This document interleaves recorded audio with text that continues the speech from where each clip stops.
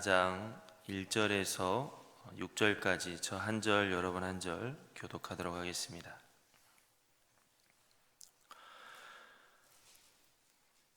그리스도께서 이미 육체의 고난을 받으셨으니 너희도 같은 마음으로 갑옷을 삼으라. 이는 육체의 고난을 받은 자는 죄를 그쳤음이니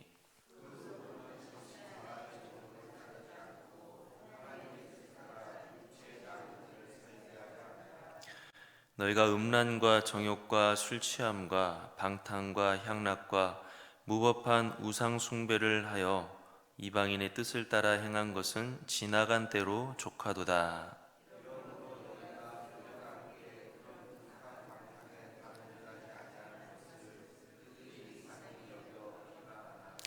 그들이 산자와 죽은 자를 심판하기로 예비하신 이에게 사실대로 고하리라. 이를 위하여 죽은 자들에게도 복음이 전파되었으니 이는 육체로는 사람으로 심판을 받으나 영으로는 하나님을 따라 살게 하려 함이라. 아멘. 예전에 섬겼던 교회에서 한 장로님이 계셨는데 그분은 사회에서도 성공한 기업가셨습니다. 그런데 그분과 이야기를 이렇게 나누다 보면 하나님 앞에서 납작 엎드리는 것을 많이 느낄 수가 있었습니다.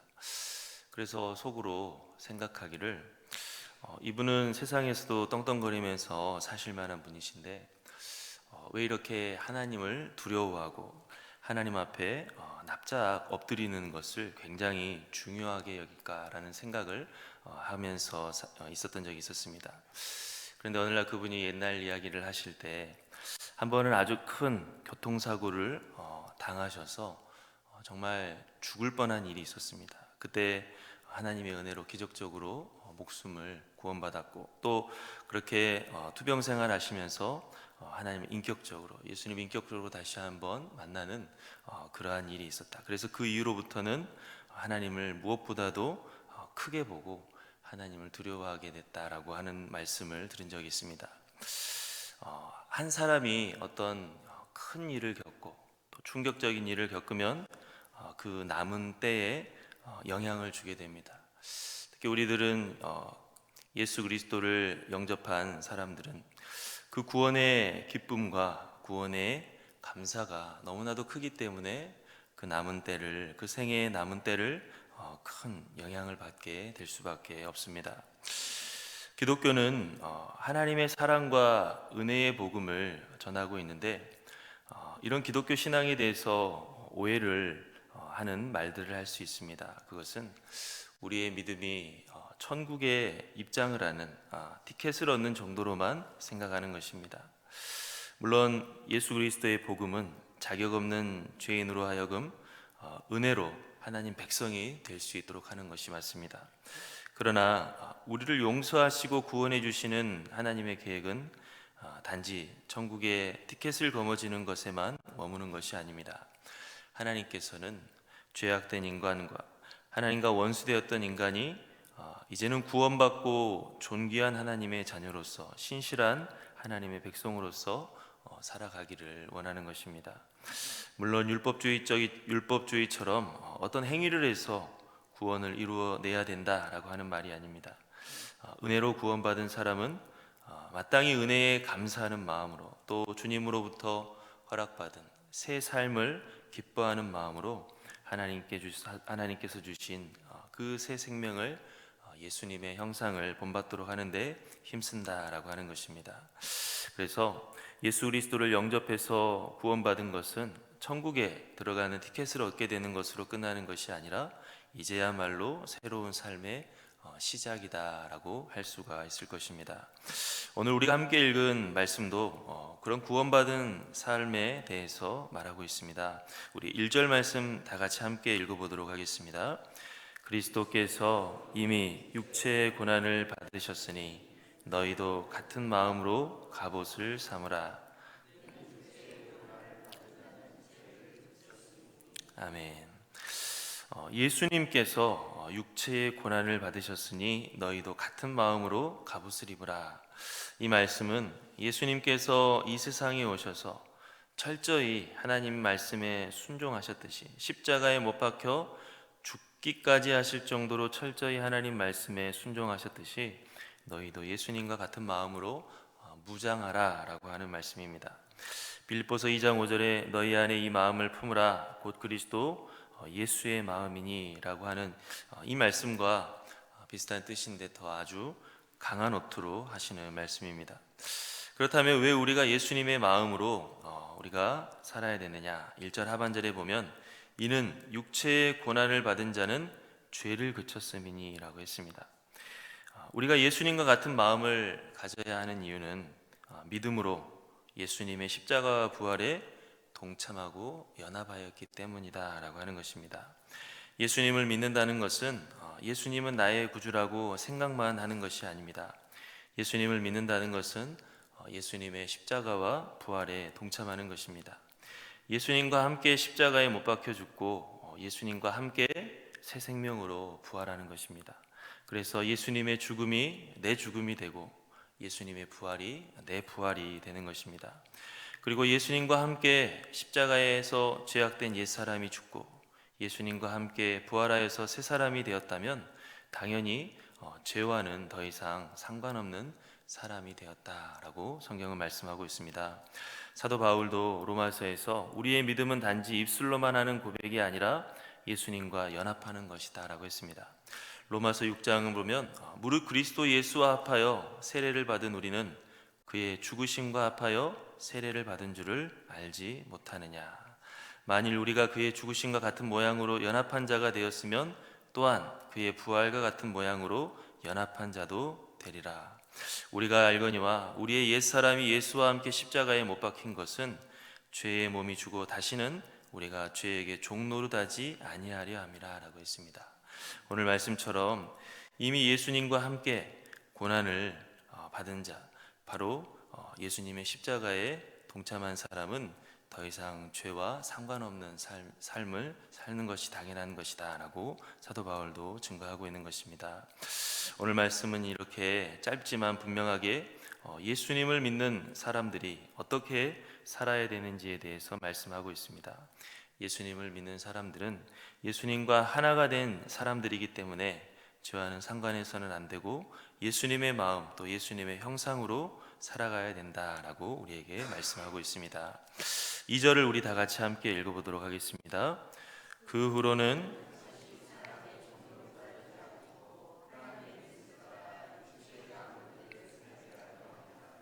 아멘. 우리는 삶의 어느 순간 예수님을 영접하고 구원을 받게 됐습니다. 그러면 구원받은 이후의 삶은 어때야 됩니까?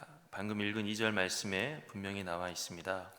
육체의 남은 때를 다시 사람의 정욕을 따르지 않고 하나님의 뜻을 따라 살게 하려 합니다 라고 했습니다. 하나님께서는 구원받은 성도들이 이제 구원받았기 때문에 남은 때를 어떻게 살아도 상관없다라고 말씀하시는 것이 아니라 이제 구원받았기 때문에 남은 때를 죄악을 멀리하고 하나님의 뜻을 살아야 된다라고 말씀하시는 것입니다. 구원받았으니까 용서해 주시니까 죄 짓는 것에 크게 자책하지 말라고 하면서 더 쉽게 죄를 짓는 모습을 우리가 볼 수가 있는데 오늘 말씀을 보면 그 생각이 얼마나 하나님의 말씀과 배치되는 생각인지를 알 수가 있습니다. 베드로전서 1장 15절에 오직 너희를 부르신 거룩한 이처럼 너희도 모든 행실에 거룩한 자가 되라 기록되었을 때 내가 거룩하니 너희도 거룩할지어다 라고 하나님께서는 분명히 거룩하신 분으로서 모든 피조물이 죄악으로부터 멀어지기를 원하신다라고 하는 것을 우리에게 말씀하셨습니다. 우리가 예수 그리스도를 영접한 그 일이 너무나도 우리에게 큰 구원의 사건이라고 한다면 우리 일생의 남은 때를 바로 그 구원의 빛 아래에서 살아가는 것은 당연한 것이다라는 오늘의 말씀을 우리가 분명히 기억해야 될 것입니다. 우리 함께 3절 말씀 다시 한번 다 같이 함께 읽어보도록 하겠습니다. 너희가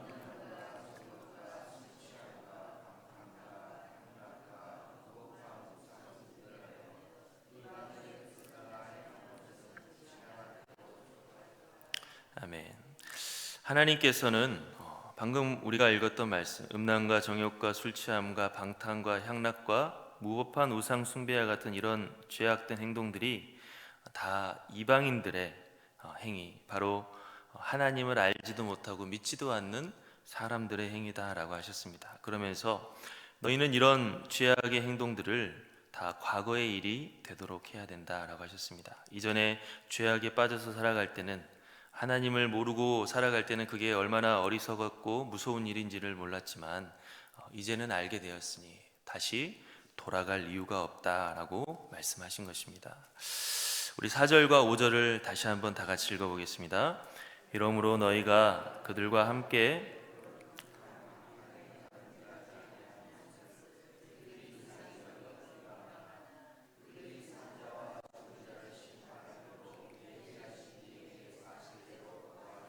아멘.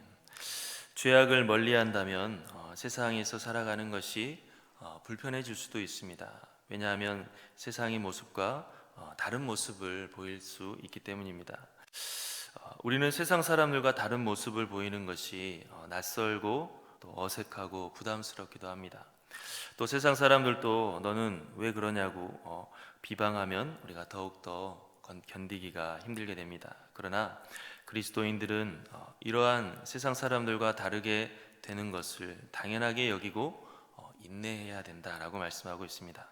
세상과 다른 것이 불편하더라도, 또 세상으로부터 비방당하는 것이 힘들다 할지라도 오늘 말씀에 나와 있는 표현처럼 그들의 극한 방탕에 다름질하지 않아야 된다라고 말씀하고 있습니다. 왜 그러느냐? 5절 말씀에 따르면 바로 우리는 하나님 앞에 서 있는 존재이기 때문입니다. 5절에 보면 예수님을 믿지 않는 세상 사람들은 결국 나중에 산 사람과 죽은 사람을 심판하실 분 앞에서 자기의 행위에 대해서 모든 것을 낱낱이 고해야 할 때가 있다라고 했습니다. 지금은 자기 자신이 하나님처럼 행세하고, 지금은 하나님을 욕하면서 아무 일 없을 것처럼 살아가지만 결국에 저 사람들도 나중에 하나님 앞에 서게 될 날이 있을 것이다 라고 말씀하는 것입니다. 성도들은 바로 저 이방인들과는 다르게, 세상 사람들과는 다르게 하나님이 살아계시다는 것을 알기 때문에, 하나님이 모든 것을 다스리고 계시다는 것을 알기 때문에 잠깐의 고난에 넘어지지 말고 인내함으로 하나님께 순종해야 된다라고 오늘 말씀 우리에게 말씀하고 있습니다. 우리 6절 말씀 다 같이 함께 읽어보도록 하겠습니다. 이를 위하여 죽은 자들에게도 복음이 전파되었으니 이는 육체로 사람으로 판을 받으나 영으로는 하나님을 따라 살게 하려 함이라. 아멘. 이 구절은 난해한 구절인데 죽은 자들을 이미 믿고 죽은 성도들로 우리가 바라본다면, 이미 예수 그리스도를 믿고 죽은 그 사람들에게 복음이 전파된 이유는, 그들이 비록 육체로는 죄악의 그 육신을 가지고서 살아갔기 때문에 죽음을 당하여서 죽을 수밖에 없지만 영으로는 우리가 정말 부활의 새 생명으로 하나님의 새 생명을 얻도록 하기 위함이다 라고 하는 말씀입니다. 한마디로 우리에게 복음이 전파된 이유는 우리가 비록 연약한 육신을 입고 죽을 수밖에 없는 운명이긴 하지만 예수님의 부활의 새 생명으로 살 수 있도록 하기 위하여서 복음이 우리에게 전파되었으니 그 복음을 귀하게 여기면서 하나님께 감사함으로, 하나님께 순종함으로 살아가야 된다라고 하는 것을 우리에게 말씀하고 있습니다.